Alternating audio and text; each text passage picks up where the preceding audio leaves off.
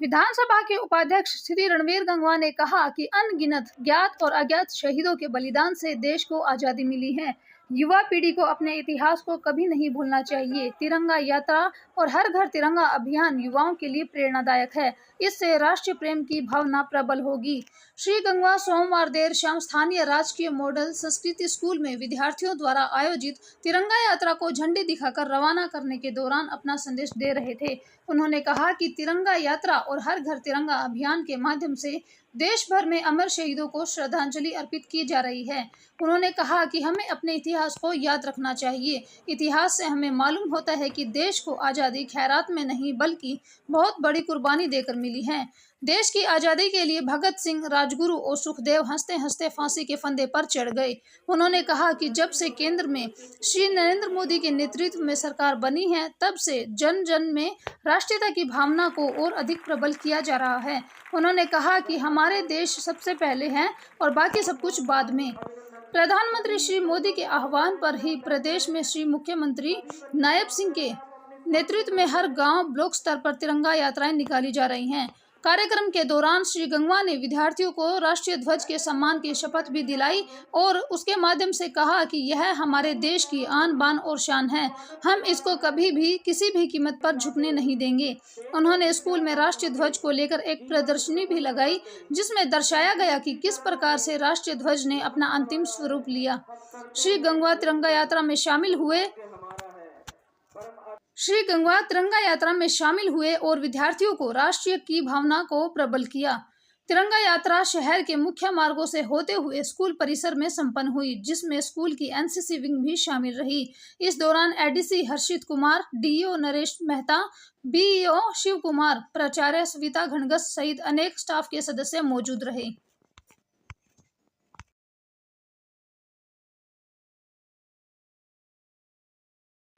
ये आज़ादी का महीना है और हम जिन्होंने अपना देश को आज़ाद कराने के लिए हमने एक शहीदों ने अपनी शहीदियां देने का काम किया, उनकी याद के अंदर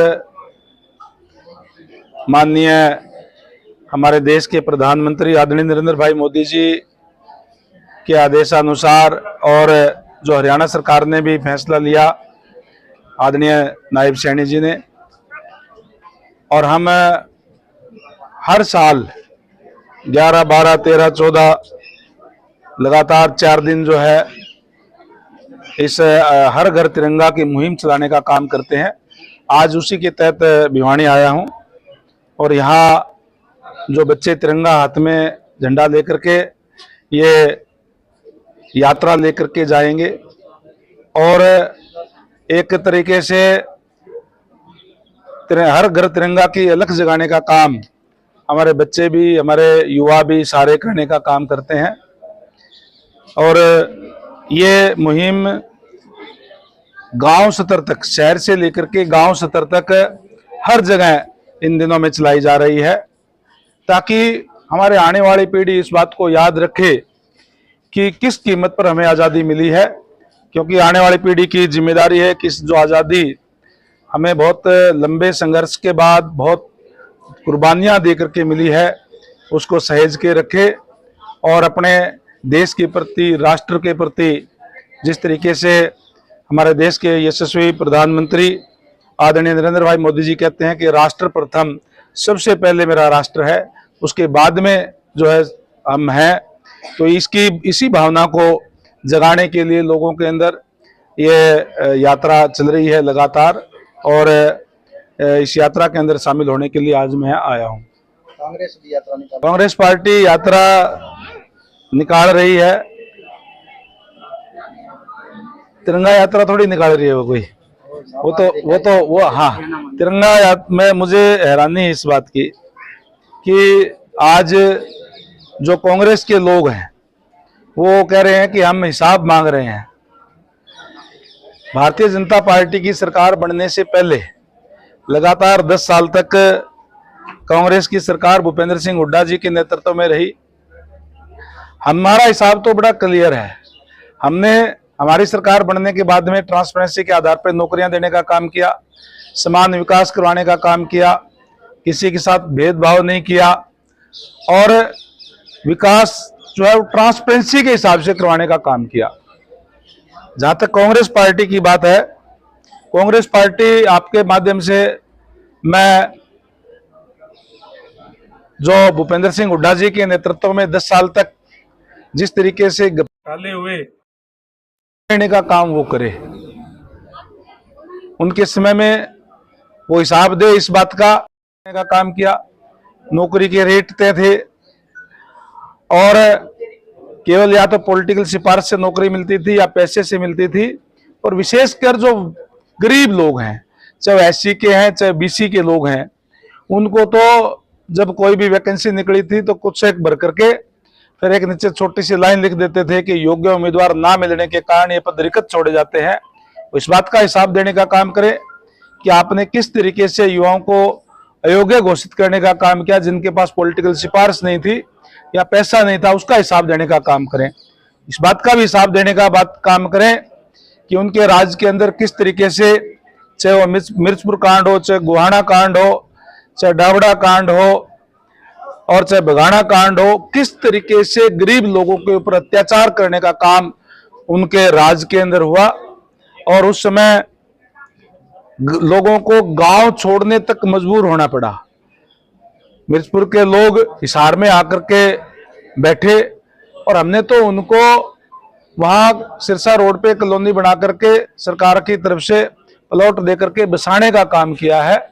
तो वो लोग आज हिसाब देने का काम करें, जिन्होंने किसानों की जमीन लूटने का काम किया सेज के नाम पे, 4 और 6 के नोटिस जारी करके किसानों को डरा करके कि सरकार ये जमीन एक्वायर करेगी और उसके बाद अपने चैते बिल्डरों को वो जमीन खरीदवा करके फिर वो नोटिस वापस करवाने का काम किया। उस लूट का हिसाब देने का काम भूपेंद्र सिंह जी हुड्डा और कांग्रेस के लोग करें। देखिए, जब से नायब सैनी जी मुख्यमंत्री बने हैं तब से रोज नए नए फैसले ले रहे हैं ताकि वो फैसले जो धरातल तक जाए। और आपने देखा होगा कि किस तरीके से, क्योंकि माननीय मुख्यमंत्री महोदय खुद एक छोटे किसान घराने से आते हैं, गांव से आते हैं और उनको पता है क्या दिक्कत और परेशानी है। इसलिए चाहे अब बारिश नहीं हुई, हरियाणा के अंदर लेट हुई है, किसान का खर्चा बढ़ जाता है, उन्होंने घोषणा की कि हम 2000 रुपए प्रति एकड़ के हिसाब से जो रजिस्ट्रेशन करा लेंगे उनको दे करके उनकी भरपाई करने का काम करेंगे, ताकि जो खर्चा ज्यादा हुआ किसान का उसकी भरपाई की जा सके। आज हरियाणा एक ऐसा प्रदेश है जिसमें सारी की सारी फसलें जो है एमएसपी पे खरीदी जा रही है। और अभी चाहे वो HKRN के हमारे जो कर्मचारी है, उनको भी जो कांग्रेस के राज्य में जहां कॉन्ट्रैक्ट बेस पे होते थे और 12-13 हजार रुपए जो डीसी रेट होता था वो उस पे वो रखे जाते थे और 3-4 हजार रुपए बिचौलिए रख लेते थे, उसको हटा करके HKRN में करके उसका सीधे खाते में उनके पैसे जाते हैं। और अब इनको जॉब की सिक्योरिटी देने का भी काम किया है। जहां तक आपने धरने और प्रदर्शन की बात कही, चुनावी साल है, चुनावी साल के अंदर इस तरह का माहौल होता है, अलग अलग पार्टियों के लोग भी होते हैं, वो भी इस तरीके का उकसाने का काम करते हैं। विधानसभा चुनाव के अंदर हम पूर्ण बहुमत की सरकार नायब सैनी जी के नेतृत्व में एक बार फिर से बनाने जा रहे हैं। पिछली बार तो कुछ कमी रह गई थी, इस बार पूर्ण बहुमत की सरकार हम बनाएंगे। चुनाव घोषित हो जाएंगे, टिकटें भी घोषित हो जाएगी, नए उम्मीदवार भी जा सकते। तो ये काम हाईकमांड का है। काफी सारी एक्टिविटीज प्लान करी है जिससे sense of patriotism and celebration of the independence day दोनों ही ज्यादा हो। कल से हमारा ये शुरू हुआ था जिसमें तिरंगा यात्रा निकली थी सारी पंचायतों में और शहर में भी। और आज हमारा स्कूल्स का कार्यक्रम है जो मैं आज DO और EO मैडम के साथ मॉडल संस्कृति स्कूल में आया हूं और यहाँ पर भी तिरंगा यात्रा आज निकालेंगे। बच्चों को भी संदेश दिया गया, बच्चे भी बहुत ही सेलिब्रेट कर रहे थे। कल हमारा जो है भीम स्टेडियम से एक मैराथन होगी सुबह, वो भी तिरंगा यात्रा होगी। और परसों पुलिस कंटिंजेंट हमारे तिरंगा यात्रा निकालेंगे और 15th को इंडिपेंडेंस डे है ही, और 16th को हमारा जो माननीय प्रधानमंत्री जी का कार्यक्रम है कि एक पेड़ माँ के नाम, उसमें हम अराउंड 2.5 लाख प्लांटेशंस कर रहे हैं पूरे डिस्ट्रिक्ट में। तो ये पूरा वीक ही हमारा इंडिपेंडेंस डे सेलिब्रेशंस चलेगा। सर क्या कहेंगे? देखिए, सेंस ऑफ पैट्रियोटिज्म जो है, जो देशभक्ति की भावना है, वो एक कंट्री को स्ट्रॉन्ग करने के लिए बहुत ज़रूरी है। अगर मैं मानता हूँ कि बच्चों को अगर शुरू से ही ये सेंस ऑफ पैट्रियोटिज्म उनके अंदर डेवलप की जाएगी, तो एक बड़े होकर जो एक प्रॉब्लम आती है ब्रेन ड्रेन की, कि जो अच्छे जो पढ़े लिखे बच्चे होते हैं वो कंट्री छोड़ के दूसरी कंट्रीज में चले जाते हैं, तो वो कम होगा और यहीं पर हमारा डेवलपिंग से हम डेवलप्ड कंट्री बन पाएंगे। शहीदों का जी। उसकी क्या कहेंगे सर, शहीदों का सम्मान? सारे ही शहर में, पूरे ज़िले में ही, शहरों में भी और हमारी पंचायतों में भी हमने खास ध्यान रखा है कि जितने हमारे शहीद हैं उनके वहाँ पर जो भी पब्लिक रिप्रेजेंटेटिव्स हैं, आम लोग हैं, सभी जाकर अपने रिस्पेक्ट्स दें। ऐसे ही कल जो हमारे प्रोग्राम्स हुए थे वो सारे ही वहीं कल्मिनेट हुए, हमारी तिरंगा यात्रा वहीं खत्म हुई जहाँ पर कोई शहीद स्मारक था। इवन भिवानी में भी जो मदन लाल ढींगरा जी का स्मारक है वहीं वो कल्मिनेट हुई। हम उनको याद करते हैं और उनको भी सेलिब्रेट किया जा रहा है। सर आज क्या देखिए, हर घर तिरंगा और तिरंगा यात्रा, ये 2 कार्यक्रम हैं जो 15 अगस्त तक हम चलाएंगे। और आज का जो दिन है वो हमारे एजुकेशन डिपार्टमेंट के लिए है, जिसमें हम हर विद्यालय में, चाहे वो सरकारी है या गैर सरकारी है, उन सभी को ये हमने निर्देश दिए हुए हैं कि आज तिरंगा यात्रा वो निकालेंगे। और ख़ास तौर से जो हमारे हेड्स हैं उनको स्पेशल इंस्ट्रक्शन है कि वो लीड करेंगे। और जितनी भी हमारी फ़ोटोज़ हैं वो हमारा एक्स हैंडल है, उसके ऊपर हम अपलोड करेंगे। और इसके बाद हमारी जो है हर घर तिरंगा में बच्चों की अपने घरों में तिरंगा फहराएंगे, सेल्फ़ी लेंगे। सेल्फ़ी लेने के बाद उसको भी जो है उस ट्विटर हैंडल पर अपलोड करेंगे, ताकि मैक्सिमम जो है बच्चों को इसमें हम इन्वॉल्व करें, इस जज्बे के, राष्ट्रभक्ति के जज्बे के साथ जोड़ें। और हर बच्चे को ये पता चले कि भाई हमारे जो राष्ट्रीय फ्लैग है, झंडा है, उसका क्या महत्व है, उसको कैसे फहराया जाता है, उसको कैसे उसका रख रखाव किया जाता है। तो वो सारी चीज़ें ये एक बच्चे के जो है हम पहुंचाना चाह रहे हैं। और इससे अतिरिक्त जो है आज हमने राजकीय मॉडल संस्कृति स्कूल भिवानी में एक एग्जीबिशन भी लगाई है, जिसमें कैसे 1906 से लेकर और 1947 तक हमारा जो है राष्ट्रीय ध्वज निरंतर जो है परिवर्तन होता रहा, इवोल्यूशन होता रहा, बदलता रहा, कैसे उसको अडॉप्ट किया गया, क्यों उसकी ज़रूरत पड़ी, ये आज हमने जो है इस एग्जीबिशन के माध्यम से दिखाया है, ताकि बच्चों को पूरी जानकारी रहे अपने राष्ट्रीय ध्वज के बारे में। और हमारे इससे जो है हमारा जो नेशनल इंटीग्रेशन है वो बढ़ेगा। है कि हर घर तिरंगा और तिरंगा यात्रा का माध्यम संदेश ही यही है कि तिरंगे का महत्व क्या है, उसको हमने कैसे फहराना है, किस ओर खड़े होना है, किस हाथ से पकड़ना है, और यदि वो कोई खंडित हो जाता है तो उसको कैसे हमने जो डिस्पोज करना है। ये सारी चीज़ें जो है हमने अपने सभी जो है मुखियाओं को बताया है। और बाकायदा विभाग की तरफ से SOPs आई हुई हैं, वो SOPs हमने सारी शेयर कर दी हैं। और कोशिश यही है कि हर बच्चे तक ये संदेश जाए कि तिरंगे का क्या महत्व है।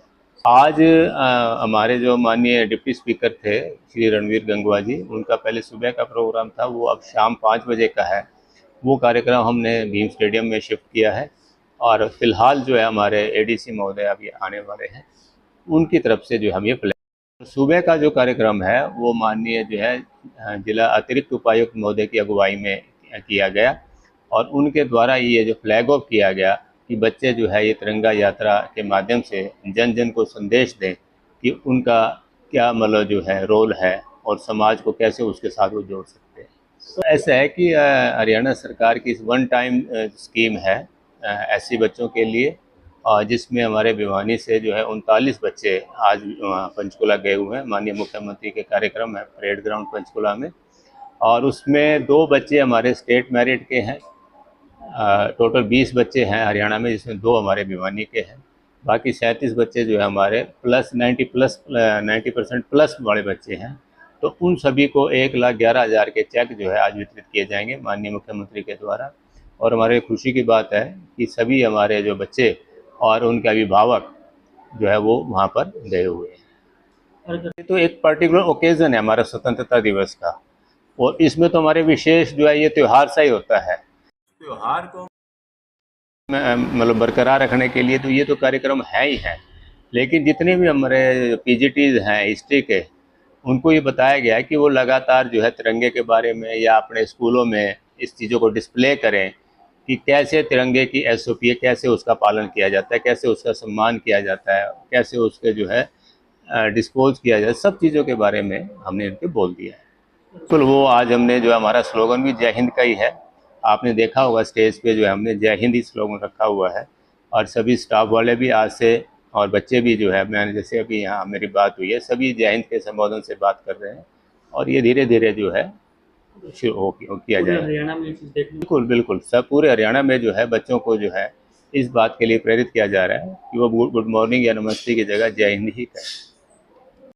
अवेयरनेस प्रोग्राम है, चाहे वो रोड सेफ्टी से है, पॉस्को से संबंधित है, या तिरंगा से संबंधित है, या कोई भी है, प्लांटेशन से है, हम सारी एक्टिविटीज़ को विद्यालयों से शुरू कराते हैं ताकि बच्चों को उनके स्कूल जीवन से ही एक आदत पड़े कि कैसे उन्होंने नागरिक बनना है, उनको हमने कैसे शेप देना है।